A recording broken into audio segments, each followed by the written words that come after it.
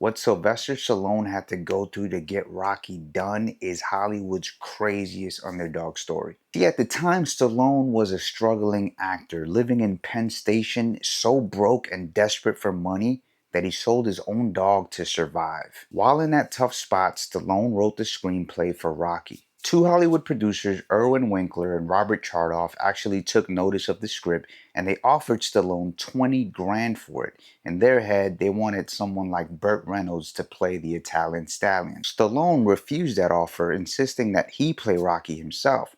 So the producers offer him 50K and he says nah. Negotiations got all the way up to $350,000 and Stallone still refused. This man had $106 in his bank account. Eventually, Chardoff and Winkler agree to Stallone's terms on one condition. He would have to work as an actor and writer for scale, meaning no additional payments for his contributions as a writer. They didn't make it easy for him. They even made him sign a contract agreeing that if he fell behind production even one day, they had the right to kick him off the entire project.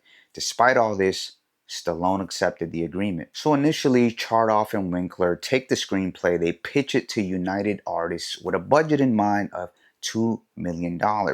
United Artists does take interest in the script, but once they learn that Stallone is going to be the lead and not someone like Burt Reynolds, they cut the $2 million to $1 million. That's all they had to make this movie. The final budget actually ended up being $1.1 million.